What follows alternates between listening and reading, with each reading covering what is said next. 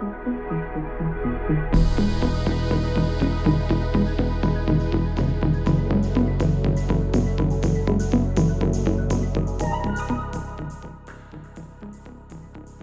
everyone. My name is Lisette Sutherland. I'm the Director of Collaboration Superpowers, and I wanted to talk with you today about hybrid working so that if you decide to go back to the office, that you don't go backwards in time.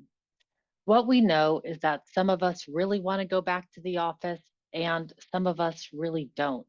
But what everyone seems to want is the ability to choose. So we see that the future of work is hybrid, but it's not because people are particularly excited about remote or hybrid. What we all really love is our freedom. We want, as individuals, the ability to design our days around the things that we love and are in ways that are most productive for us.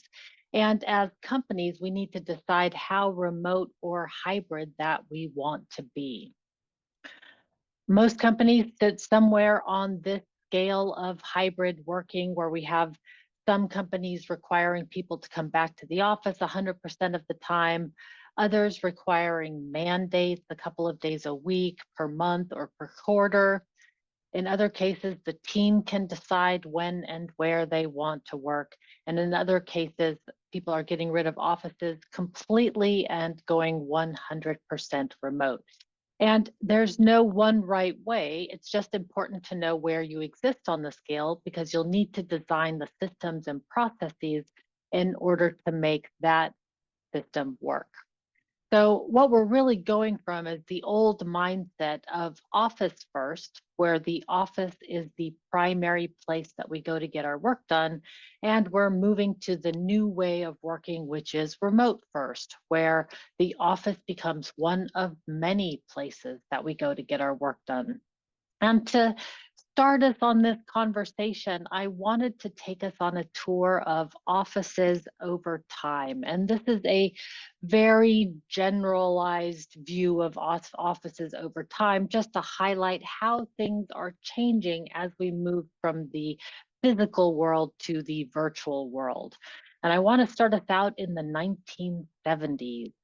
Here, open offices were very popular, and you can see that they're modular so that things could be easily moved around. We were physically showing what our schedules were on calendars on the wall, or some of you may remember punch cards where you would punch in and punch out at certain times.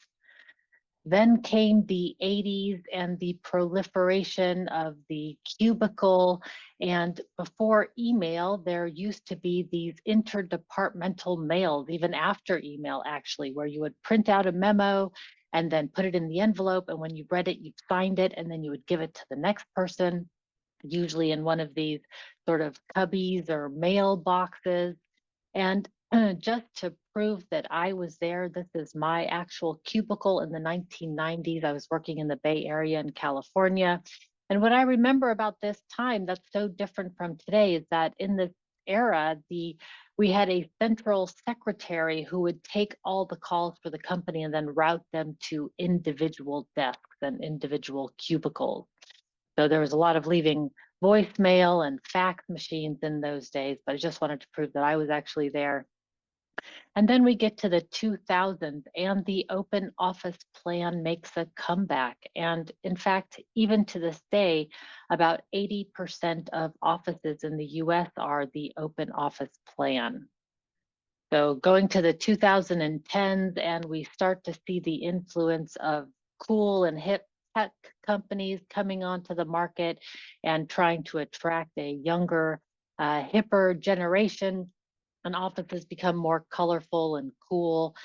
And now we really need to ask ourselves, as we move from the physical to the virtual world, what is the office for? And what are some of the things that change? One thing that we know is that we need more documentation, right? It becomes inherently a more documentation culture. Excuse me. We also need to create faster feedback loops that happen on a continuous basis, and hopefully 360 degrees. So it's peer-to-peer feedback. Because we have more documentation, but because of the nature of how we work, our information architecture needs to be organized so that it's easy to get information or put information into a central repository somewhere. And of course, we need to master new forms of communication. And because we are here at the Miro Distributed Conference, I wanted to just mention the importance of whiteboards in this new way of communicating with each other. Often remote teams talk in text and in words, and it can be very useful to talk in pictures sometimes. So virtual whiteboards offer a great way for people to be able to visualize their work together and to sketch out ideas and draw things with each other. I've actually got a Miro landing page for my company. It's miro.com/superpowers, and you can go check out some of the icebreaker activities that we have and some of my personal favorite Miro board templates that are there, just so you can see what a Miro board can do for you. But I do really encourage people to visualize things more. This can be very useful across cultures and across languages, that we talk in pictures more often.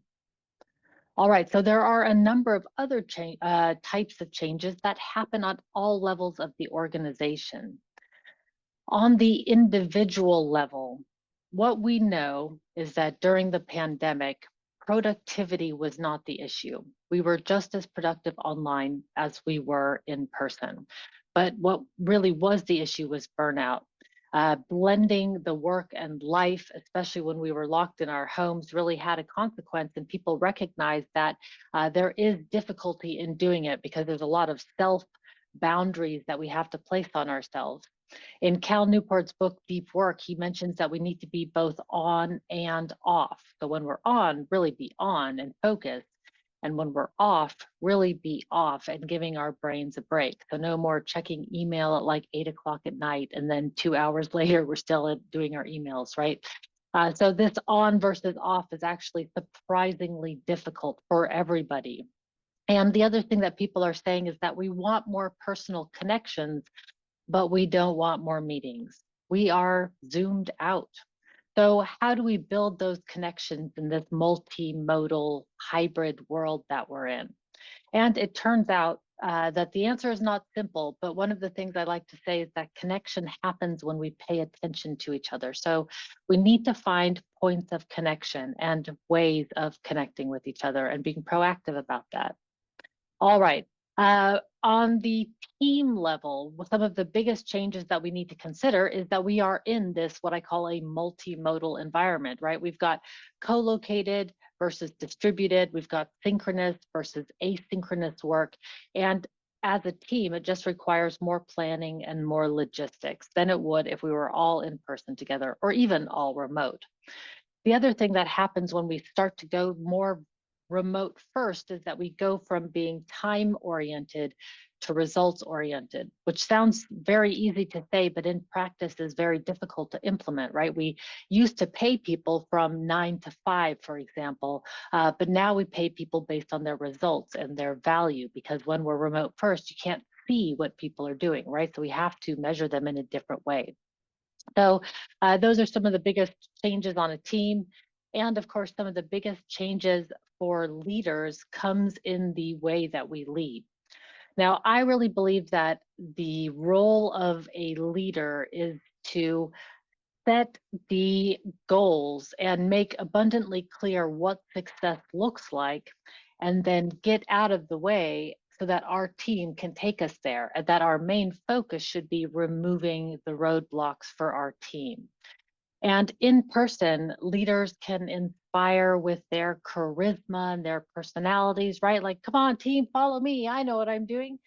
On person, those personalities falls a little flat, and what people really want from their leaders is a clear definition of success and more transparency into how our work fits into the bigger system. So as a leader, we want to focus on autonomy and transparency. Those are things that have come up over the ages. And what we're seeing in this hybrid world is we need our leaders to lead by example. So not one set of rules for the workers and another set for the leaders, but rather everybody behaving under the same rules. So I want to give a couple of tips for navigating this hybrid working environment. And I want to point out that all of these tips are not coming from me, but rather the over 300 interviews now that I've done on the Collaboration Superpowers podcast. And you can get all of those interviews for free in YouTube or podcast form. And of course, for a low cost in the Work Together Anywhere book. But what I wanted to show was that in this hybrid work environment, we want to, in general, just modify how we communicate with each other. We need to really define normal behavior and then explore some new ways of being present with each other. So let's start with how do we modify how we communicate with each other? Now, I early mentioned we want to be more visual with our work, and that is definitely true. One of the things that's happened over time is that email and instant messaging have become the primary ways that we communicate with each other, right? This back and forth messaging is almost like a virtual office. It's how we know our colleagues are around and how work is getting done. In a recent study by GitLab and Catalog, they were saying that on average, the number of work applications sending us notifications is about 6. Depending on where you are, if you're in the US, it's higher, and in the UK a little lower, but now on average, it's 6 applications, right? So now we're not just playing ping pong on one table, we're playing ping pong on 6 different tables. And the problem, I think actually one more statistic was that we check our inboxes about once every 6 minutes on average, and our instant messaging systems about once per minute, right? So this back and forth communication, most of us are knowledge workers and we need time for focused, concentrated work. And this constant back and forth between our inboxes and our work and our Slack and our work is not giving us the kind of focused time that most of us need. There's even a term for this. Cal Newport, in his latest book, A World Without Email, called this back and forth phenomenon the hyperactive hive mind. And not only is it bad for not having focused, concentrated work, but it's also exhausting us. This constant multitasking, right, is just not how our brains were built. And most of us are feeling pretty toasted at the end of a workday. And it's not just because we've been working hard, but it's also because of this back and forth multitasking. So one of the ways that we change how we communicate with each other is by changing how the work flows through our organization. And it's a kind of an abstract concept, so I can make it a little bit more concrete with a story, which is a small team had about 5 people on the team, and they had 25 different projects. So they were a design firm and they had 25 different projects, and they were just constantly emailing back and forth. When they learned about the hyperactive hive mind, they actually created a Trello board and added all their projects on the Trello board as a dashboard, and then updated things in real time. So they no longer needed to email each other back and forth, right? They had this dashboard that they could refer to if anybody had any questions about the project. So that was one way that people reduce the hyperactive hive mind.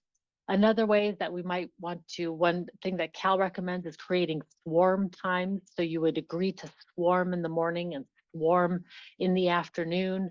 And then in between, the expected response time goes way down. There's various solutions. It really depends on the company. But what we know is that it's impossible to try to keep up, right? We're already playing ping pong on 6 different tables, and we've got our filters and our flags and our rules and all of these things. It's going to be impossible. We need to change how we work by changing how the work flows through our organization. It's very personal how that works, but what we do know in general about workflows is that a good workflow makes it easy to review who is working on what and how it's going. So just be thinking about what can we do to tame the hyperactive hive mind that we may be contributing to. That's always just a good place to start. Now, it's just not just emails though, it's also meetings.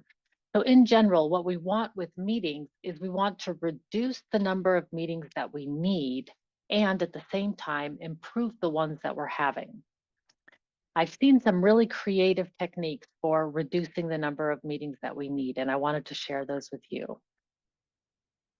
One of them is a meeting fast. So this is like a food fast. You take all food out of your system for 24 or 48 hours, and then you slowly reintroduce things back into the body. So the meeting fast is you would, for example, take all meetings out of the calendar next week, and then slowly reintroduce the ones that you really missed. One person that I saw created an energy calendar, and he rated all of his meetings by color. Red indicates that meetings took energy from him. Yellow was that it was either way, and green was that it gave him energy. And then he did something about the red meetings. Other teams are doing meeting audits or ratings after meetings to decide, was this something that was useful? Did we get what we came for? Are there ways that we can improve? That's great. In other cases, we can record meetings. Not everybody needs to be at every single meeting. My own team, I do weekly business coaching with my business coach, and my team doesn't need to be there, but they do want to know what's going on and why I'm making the decisions that I do. So we record those meetings, and then they can watch them on their own time, probably on double or triple speed, right? But they just get the gist, and that's exactly what they need. One company decided that they were going to have a no meeting policy. If you wanted to have one, you had to convince people to join. Another great, interesting way of doing it. And some companies are replacing their all hands meetings, or maybe not replacing, but in addition to having a company podcast that just highlights what's happening in different areas of the company. So just an internal company podcast, for example. So a number of different ways that we can take meetings out of the calendar. And I think we all know of some ways that we can improve meetings. In general, I think Atlassian came out with a study that says if you want people to rate your meeting to be good, all it needs is a clear purpose, an agenda, and to start and end on time. That's it. So the bar is low, right? If we just have these three things, we can improve our meetings. So I'll stop there because I want to get on to defining normal behavior before I run out of time, and just to show some interesting developments on that front. And the first one is sort of the arrival of the personal user manual. I think a lot of introspection happened during the pandemic, and people were recognizing and thinking about what they needed in order to be productive. And one of the ways that it becomes useful on a team is for your team to understand what are some of the important things they need to know about working with you. So in personal user manuals, like for instance, in mine, you can see I've got my languages and I've got my time zone and working hours. I've got some communication preferences and some of my quirks, things like I'm a really slow writer and I don't like telephone calls, but I love video calls. So, important things that you would want to know about working with me. So personal user manuals have become an interesting way of expressing what one is like on a virtual team. And in the way that it builds into team building is it's helping us find points of connection. So for instance, before getting on a call with somebody, you might look at their user manual and see maybe there are things you have in common, like, oh, you're also a skier or a sewer or a runner or, a chef, all things that we can use to connect with each other. However, it is not just about how we work and how we want to be worked with. We need to find ways of working together and aligning as a team. We don't want to be in this hybrid world. We don't want to be out of sight, out of sync. So the ways that I'm seeing teams doing this is, like I said in the beginning, becoming more of a documentation culture and creating team agreements for how to work together. In essence, we're just finding a method to define what is normal behavior for our team. I've got on my website on collaborationsuperpowers.com/superkit, you can download some of my team agreement templates there. This is a canvas that I use with my teams that just outlines the team values, the information we need to share, how we are going to communicate with each other, and how we know what each other are doing. And since the pandemic, I've added this well-being row that talks about well-being, which is, how do we take care of ourselves and each other as a team? just because it became such an important point of conversation. Now, there's many different styles, and there's no one right way of creating a team agreement. The other resources that I would point you to is the GitLab Handbook. They are a handbook first culture and an all remote team, and they live by their handbook. So definitely check that out. And if you want to create a template or a team agreement with your team, check out our templates on the website. All right, so the last thing that I wanted to touch on was the idea that we needed to explore some new ways of being present with each other. And for that, technology always comes to the rescue. Now, before I show you some of the tools, I wanted to just mention that I'm not affiliated with any tools. I'm just a fan, and I love showing off the new technology, and I just like to see where the market is headed. I just want to show off some of those things and to show that being face-to-face we can be e-face to e-face in some new ways. What we learned and what we've known for years actually, but the pandemic really highlighted, is that high performing teams are not based on physical presence, at least not based on physical presence alone. So it is possible to be a high performing remote team. And what we're really trying to do is trying to create social presence with our teams, right? Where it feels like people are around. And we can do that in some surprisingly new ways. One way is, of course, through through virtual whiteboards like Miro, right? That is a space that we can be in together. Another are headquarters, like instead of a physical headquarters, we go to a virtual headquarters. So this is what it sounds like. It's an office that you go to online in your browser. Each one of these individual rooms is a room, and there are people that can be in the room. Now, you can only see and hear the people that are in the room with you, but you can see where everybody else is on the virtual floor plan. So I can just double click on another room, go there, talk to the people there, go back to my own office, for example. So this type of working creates a whole new form of presence. Telepresence robots have been around for a while, and it's starting to see its use now as teams are going more hybrid. So these are basically drivable robots that you can beam into, just like on Zoom. This office here is Suitable Technologies. They've got 50% of their workforce in the flesh and 50% that beam in every day via robot. There are, of course, teams experimenting with virtual reality and meeting software in virtual reality. This is Meet in VR. Within minutes of putting on your Oculus Quest, you could be sitting in a meeting room with your colleagues floating above Earth and space. Amazing. And then let's not forget about holograms. Holograms are right around the corner. We've been playing with the technology for ages, and I just believe that as the bandwidth and the costs come down, that we'll be playing with holograms more in the future. All ways of just showing some incredible forms of presence. And just to explain this picture, this here is using the Microsoft HoloLens technology of video. If you just Google Microsoft HoloLens, it's easily findable. But she is a hologram presenting on stage in Japanese in real time. Absolutely amazing what is possible. In any case, to wrap up, what we know is that the future of work is choice. Choice for the individual to work when and where we're most productive, and choice for companies to decide how remote or hybrid that we want to be.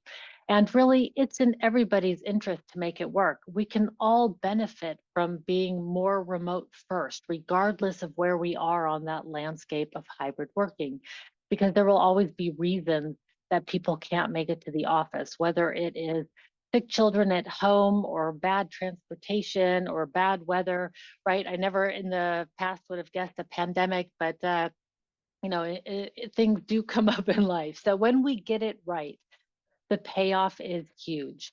We as individuals get the freedom to work when and where we're most productive, and it opens up a whole new way of living, right? And our companies get a stronger and more connected workforce that is not dependent on location. And really, the way that we do that is just by modifying how we communicate, defining normal behavior, and exploring some new ways of being present with each other. So, if you do go back to the office, I hope that you don't go backwards in time. Thank you so much for being here today and for giving me your engaged attention. I really appreciate it. And I will see you online.